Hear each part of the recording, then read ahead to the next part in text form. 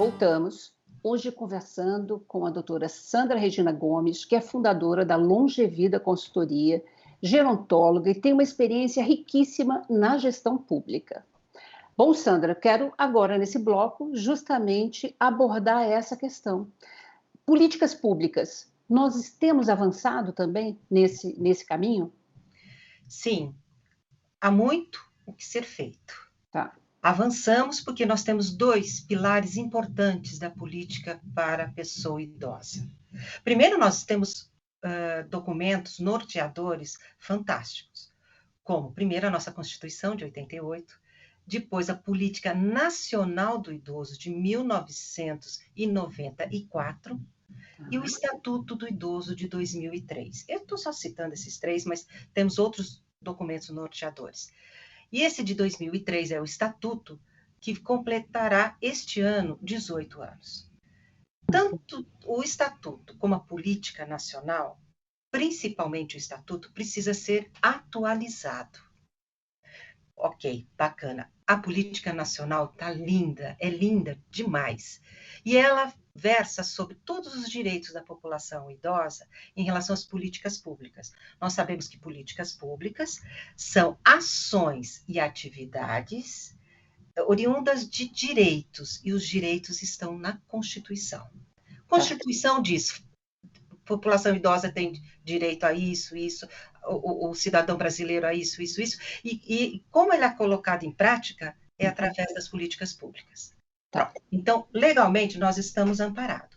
O que precisa? Criar sistemas. Então, foi criado o Sistema Único de Saúde, o SUS. Tá. Que ótimo, que maravilha. Verdade. Ele acolheu a todos nós, principalmente, se não fosse ele, nós não estaríamos aqui, né? Então, com tanta garantias de saúde, orientações. Muitos atendimentos são feitos à população idosa pelo Sistema Único de Saúde. Né? Nós temos todo o atendimento das unidades básicas de saúde, das vacinas, enfim. E tem um sistema que se chama Sistema Único de Assistência Social, o SUAS. Ele foi regulamentado também em 2005. Para você ver, é recente. Sim. E nessa estrutura do Sistema Único de Assistência Social, nós temos os centro-dias, os centros-dia, nós temos as instituições de longa permanência para idosos, os núcleos de convivência de idosos, repúblicas para idosos, abrigos de acolhimento à população vulnerável, temos o benefício de prestação continuada, temos também esse acompanhamento familiar e mas, assim, que alinhava tudo isso, é o fortalecimento de vínculos. Tá? Bom, tudo isso demanda em ações em cada um dos municípios. Então, cabe aos municípios implantarem as suas ILPIs, o seu centro-dia, o seu fortalecimento de vínculos, que é essa proposta, esse atendimento domiciliar. Então, políticas tem. O que nós precisamos é que elas se ampliem. Isso porque a população está aumentando. Só na cidade de São Paulo, nós temos 2 milhões de pessoas idosas. 78%, Lina, faz uso do Sistema Único de Saúde. E muitos desses são atendidos também no Sistema Único de Assistência Social. Isto posto, é uma questão assim, precisa ampliar? Precisa. Temos condições? Tem que ter. Tem que ter é ótimo, né? Porque, na verdade, nós temos aí uma população, disse bem você, 2 milhões de pessoas idosas, muitos deles em condições de fragilidade extrema, né? E nós precisamos criar mesmo essa rede de suporte, tirar do papel, né? Toda essa legislação que já nos norteia em termos de direitos, mas falta também, assim, vontade política, né? Soma de propósitos para a gente fazer muito mais e mais rapidamente, né? Exatamente. Você sabe que uma das formas do governo ser cobrado é através da ação do próprio idoso e da própria idosa. E como que ele faz isso? Através dos conselhos de direitos da pessoa idosa. E por que eles têm que fazer isso? Isso está lá na Constituição Federal. que fala sobre a participação social. Participação social é um direito. E você exerce esse direito através do controle social. O que é o controle?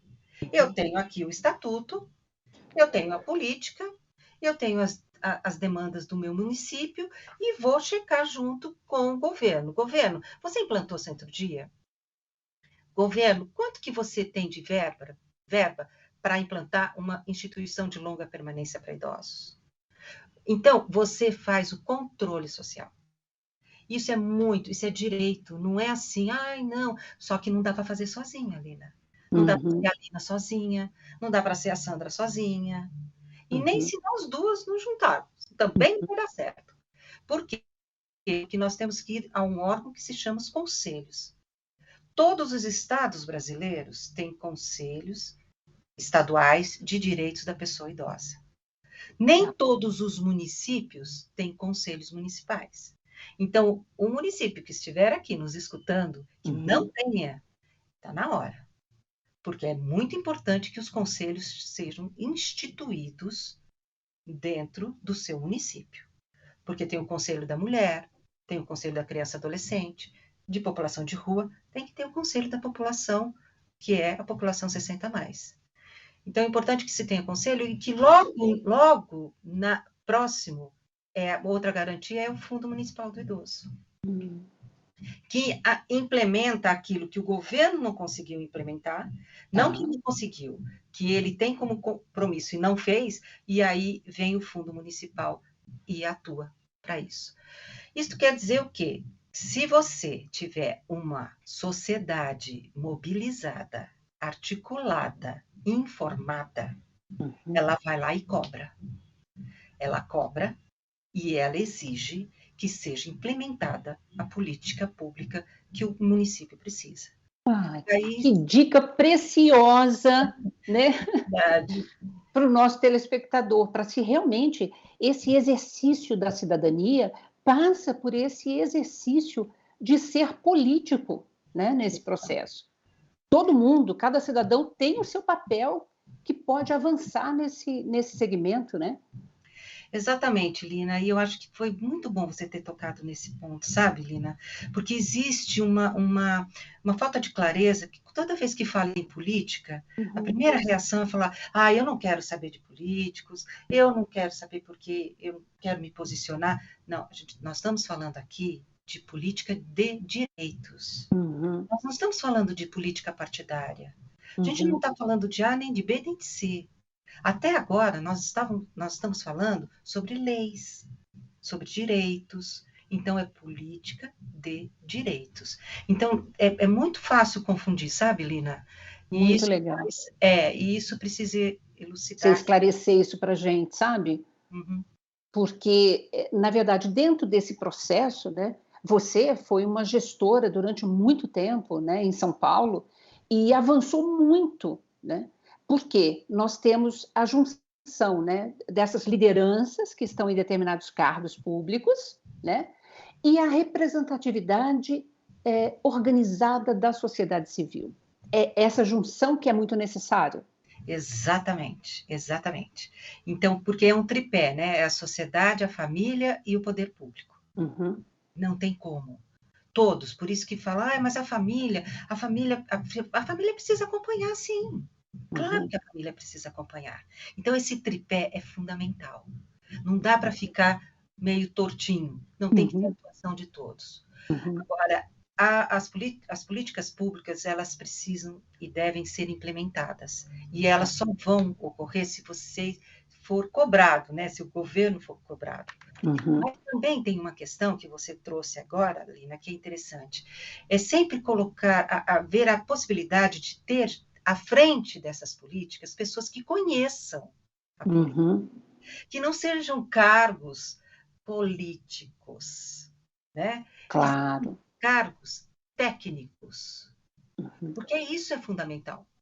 Né? Não precisa ter, o prefeito, o governador, não precisa saber exatamente da política nacional do idoso, mas ele precisa ter alguém que que domine. entenda muito sobre isso. Exatamente. E esse foi o seu papel, né? A gente avançou demais, eu acho que porque você realmente é uma estudiosa, né? E não só uma estudiosa na área do envelhecimento, na área da longevidade, mas é uma executora, né? Foi uma liderança incrível, continua sendo uma Oh, liderança querida, incrível para a gente, obrigada, né? obrigada. Eu queria, inclusive, se você pudesse, explicar para a gente esse tal desse último documento que surgiu no meio da pandemia.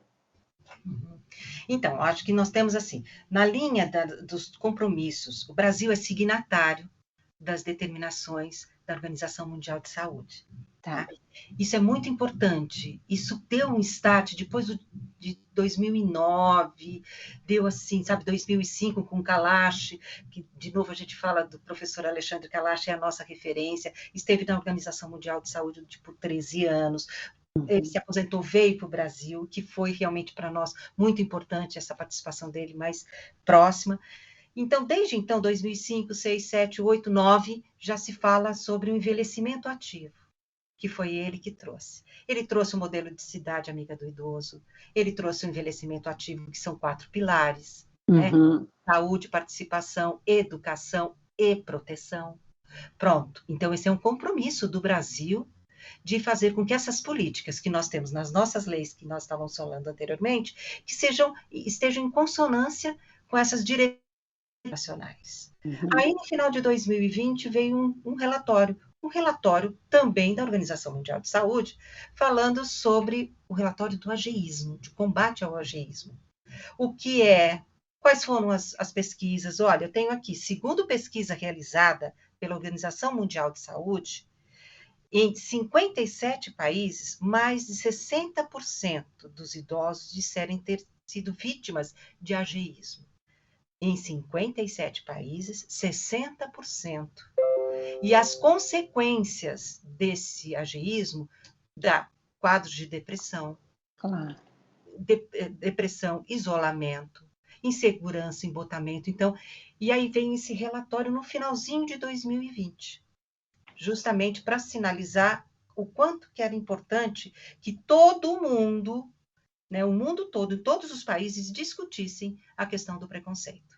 E, imediatamente, nós aqui, na cidade de São Paulo, eu estava como gestora, né, também o ano passado, imediatamente com campanhas no metrô, campanhas dentro das escolas, campanhas sensibilizando a população em geral, chamando a atenção do preconceito etário. Sandra, muito obrigada. Eu quero assim um tchau seu rapidésimo. Um tchau para todos vocês. Muito obrigada por esse espaço e vamos voltar a conversar sim. Temos a década do envelhecimento saudável. Estamos em plena década e vamos. Perfeito. Convite feito, tá? Espaço aberto. Tá e bom. você também que nos acompanhou até aqui, continue com a gente, acesse sãopaulo.sp.leg.br e nos acompanhe nas redes sociais. Beijo, gente. Obrigada.